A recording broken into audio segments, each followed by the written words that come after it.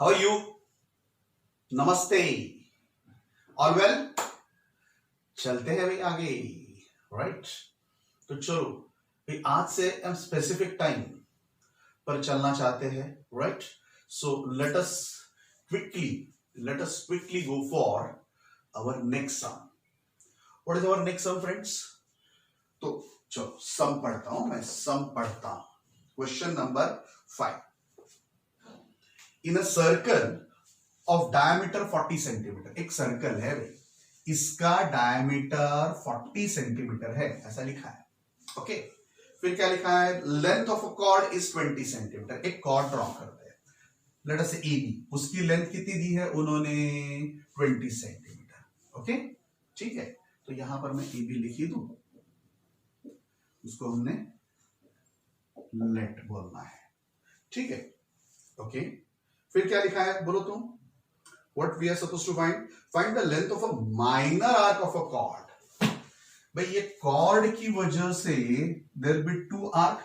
ये एक नीचे की तरफ होगा, उसको हम कहेंगे माइनर, एंड ऊपर की तरफ होगा, उसको मेजर कहेंगे। राइट यू नो, जो भी आर्क एट द सेंटर 180 से कम एंगल सबटेंड करता है, 180 से कम एंगल सबटेंड करता है, उसको हम कहते हैं माइनर आर्क। जबकि ये बाजू वाला बाहर का जो है वो 180 से ज्यादा करेगा। मतलब we are interested in this length, ये L फाइंड करना है भाई हमें, right, A to B, but in a circular fashion. Direct A to B distance दिया है, लेंथ वाला दे दिया है, आपको ये circular distance arc, length of a minor arc find करनी है। Have you understood the question? Question पता चला? फाइन। तो क्वेश्चन पता चलने के बाद मैंने आपको एक बोला था, याद रखना है, what is the length of minor arc का formula? Pi are theta upon 180। तो लेंथ ऑफ आर्क फाइंड करनी है तो आपको आर चाहिए एंड थीटा चाहिए। इनडायरेक्टली दे दिया है, देखो डायमीटर दिया है, डायमीटर 40 सेंटीमीटर, सो आर बराबर क्या होगा? d/2, that is 40/2, 20 centimetre. And what is your are?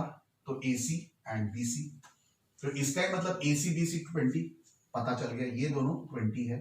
अब लेंथ ऑफ कॉर्ड AB वो भी आपको दे दिया 20, ये 20, ये 20, ये 20, मतलब ये तीनों के तीन क्या हो गए?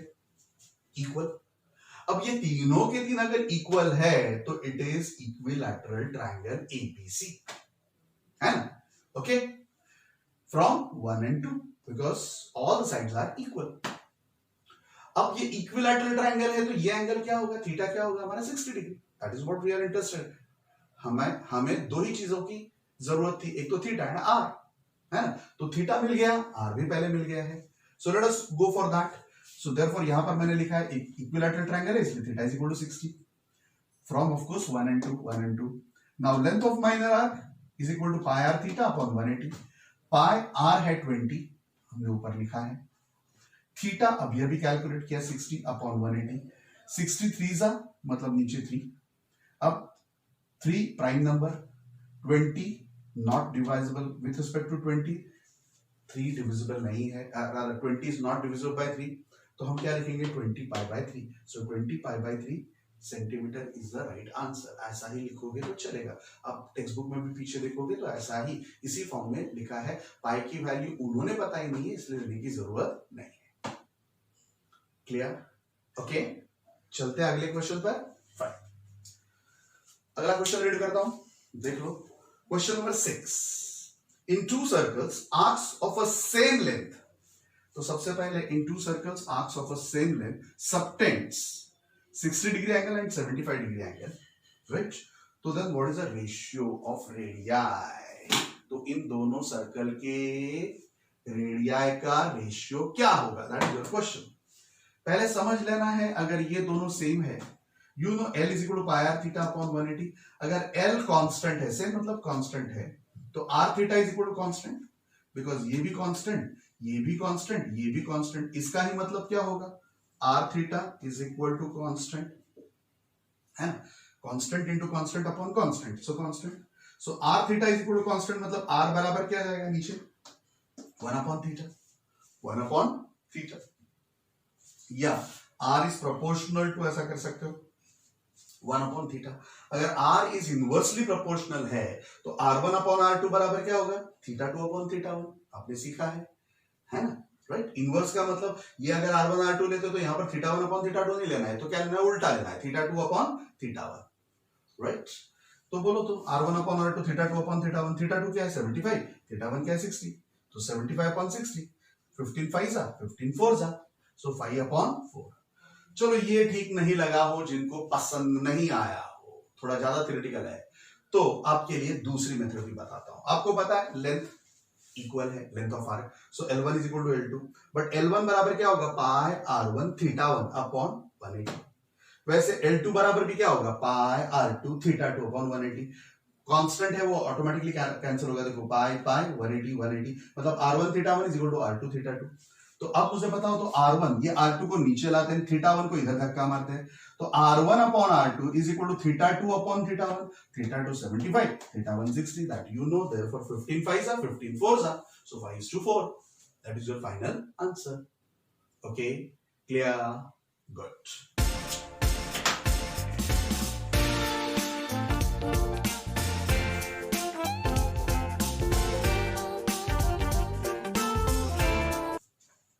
ओके, तो चलते हैं अगले क्वेश्चन के लिए।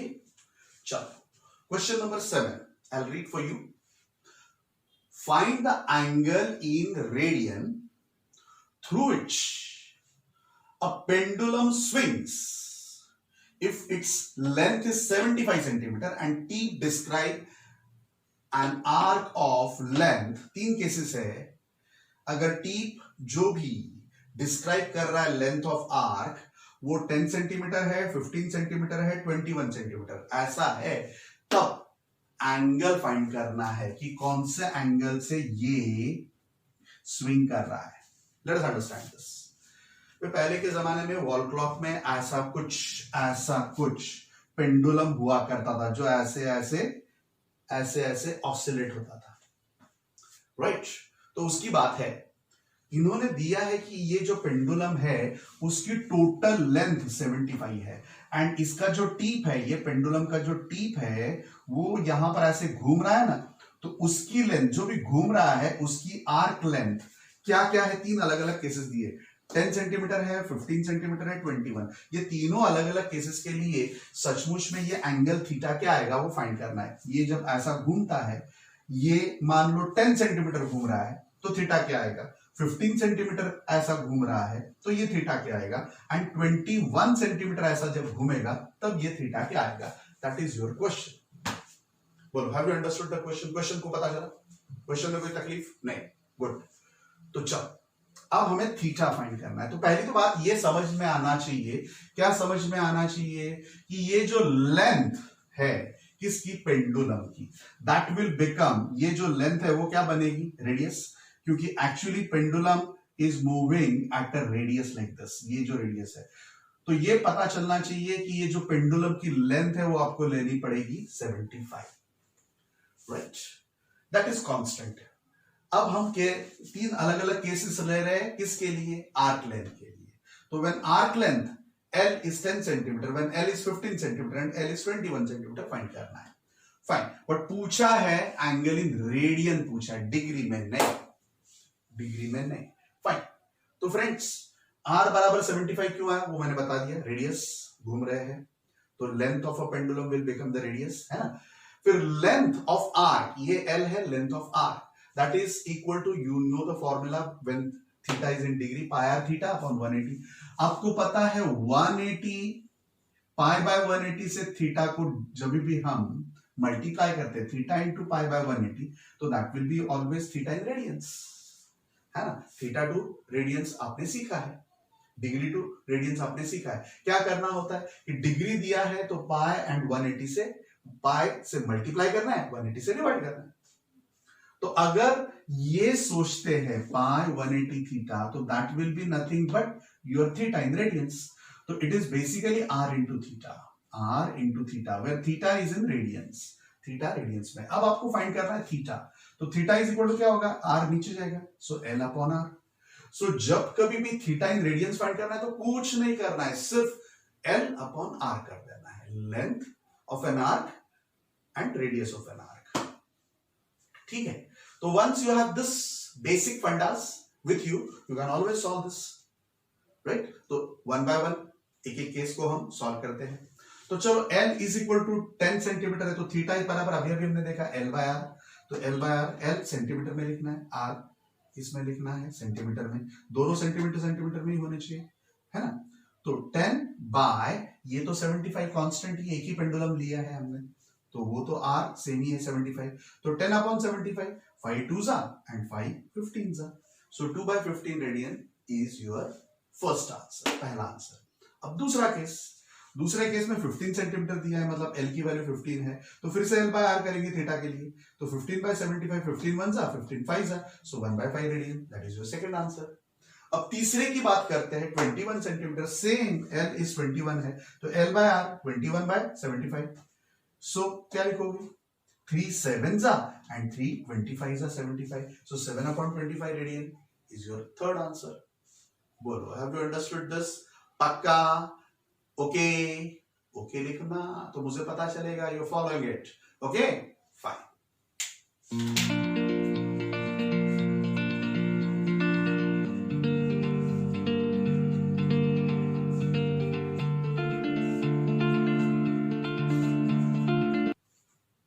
ओके, तो शुरू करते हैं.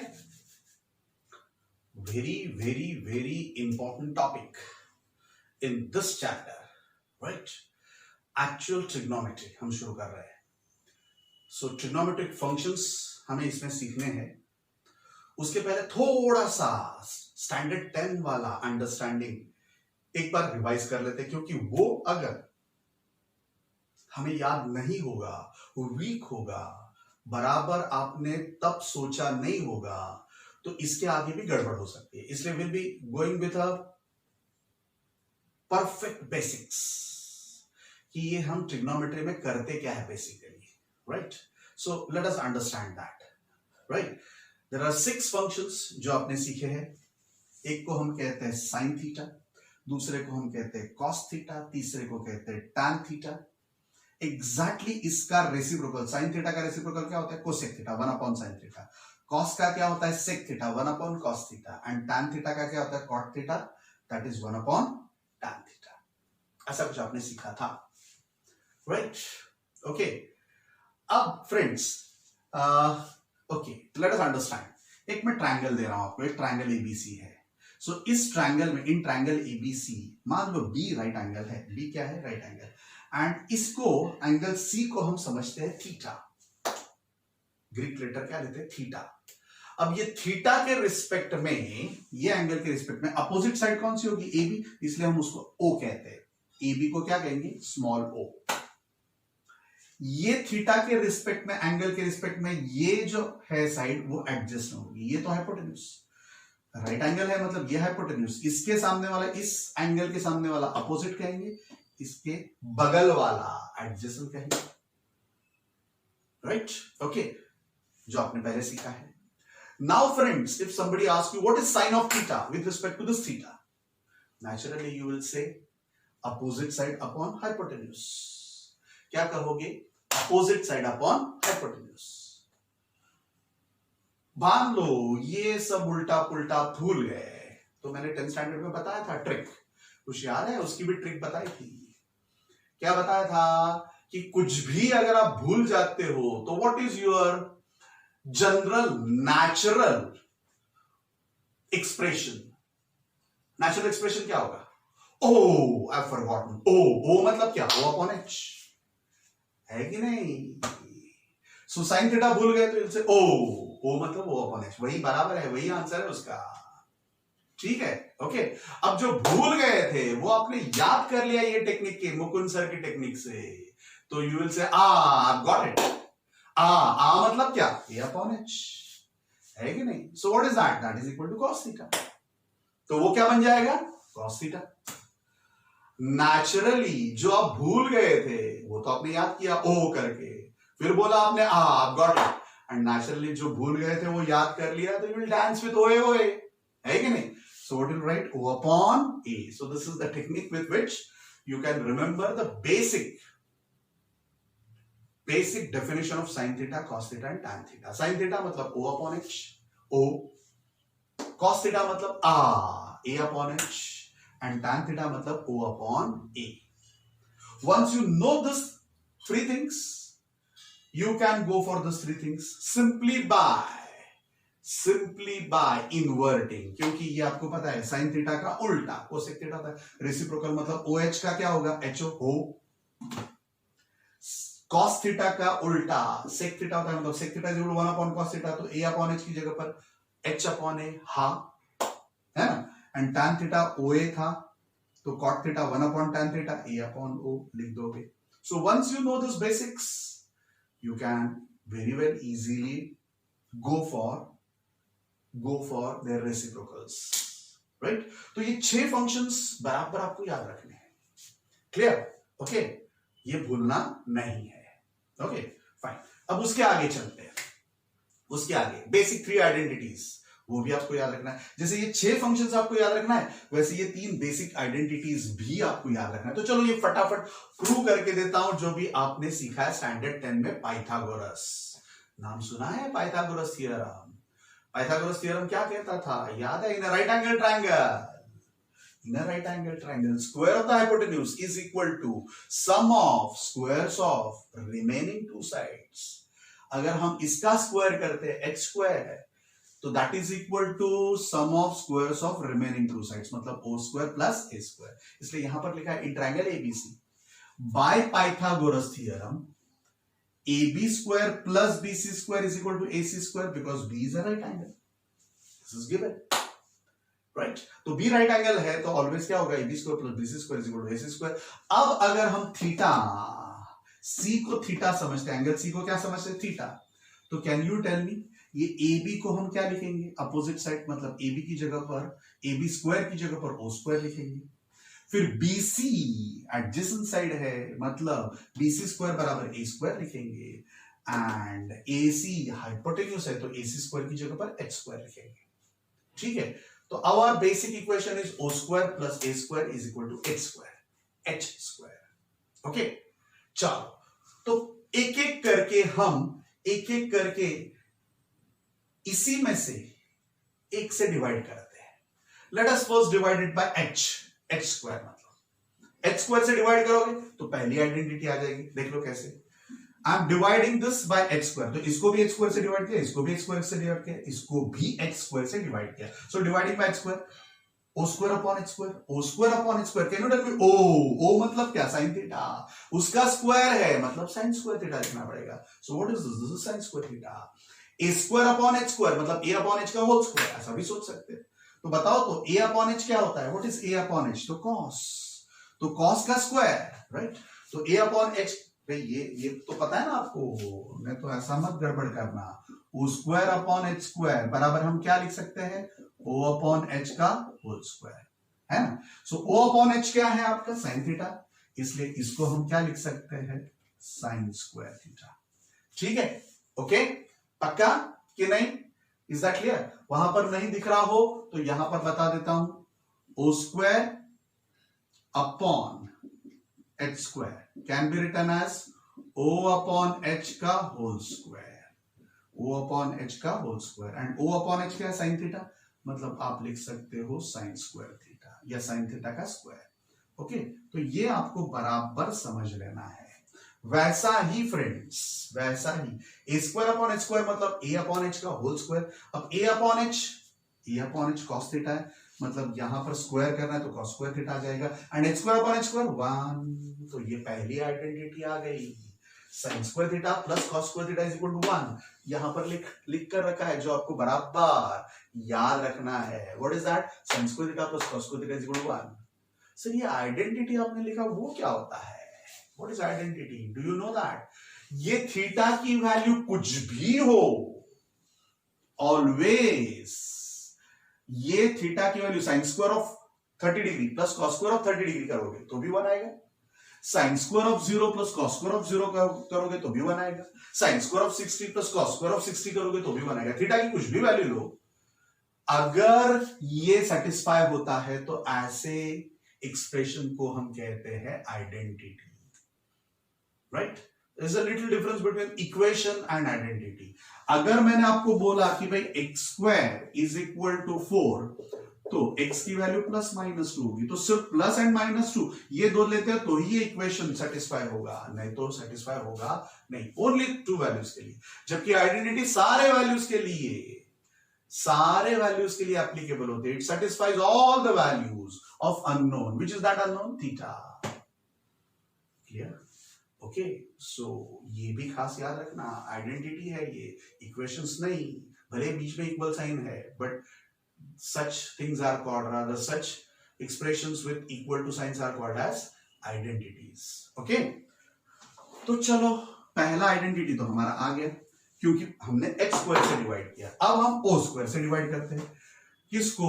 तो 1, ये जो 1 है ना उसको o स्क्वायर से, तो o square upon o square, a square upon o square, h square upon o square, o square upon o square 1, a upon o का whole square, a upon o, बता सकते हो a अपॉन o क्या है? Cot theta, तो यहां पर क्या आएगा? Cot square theta. And h upon o का whole square, h upon o का होल स्क्वायर मतलब क्या आएगा? Cosec square theta. So your second identity is 1 plus cot square theta is equal to cosec square theta. ये रहा 1 plus cot square theta is equal to cosec square theta. Clear? Okay, तो ये भी याद रखना है। अब तीसरी आइडेंटिटी, अब कौन सा बाकी रह गया? x स्क्वायर से आपने डिवाइड कर दिया, o स्क्वायर से डिवाइड कर दिया, अब a स्क्वायर बाकी रह गया, तो a स्क्वायर से डिवाइड करेंगे। ठीक है, तो चलो ये पहले वाले को 1 को डिवाइड करना है, सो o square upon a square, फिर a square upon a square, फिर h square upon a square, o upon a। What is o upon a? Friends जरा देख लो तो o अपॉन a क्या है? tan थीटा, तो ये tan स्क्वायर थीटा आएगा, a square upon a square 1 होगा, एंड h अपॉन a आपको पता है h upon a sec theta है, मतलब यहां पर sec स्क्वायर थीटा आ जाएगा। So tan square theta plus 1 is equal to sec square theta, ऐसा लिखो, या 1 प्लस tan स्क्वायर थीटा लिखो, it is same, 1 plus tan square theta is equal to sec square. याद रखने के लिए ये 1 प्लस है, ये 1 प्लस है, इसलिए हम 1 1 ही लिखते हैं, बाद में लिखते नहीं है। tan स्क्वायर थीटा प्लस 1 ऐसा याद नहीं रखते, तो क्या याद रखेंगे? 1 plus tan square theta is equal to sec square theta, 1 plus cot square theta is equal to cosec square theta, and sin square theta plus cos square theta is equal to 1। Clear? Okay, पक्का। तो ये तीनों के तीन identities के साथ ये सारा आपको बराबर याद रखना है, जो अब हमें आगे काम में आने वाला है। ओके, फॉलोइंग, ओके लिख दो बाजू में, राइट? ओके,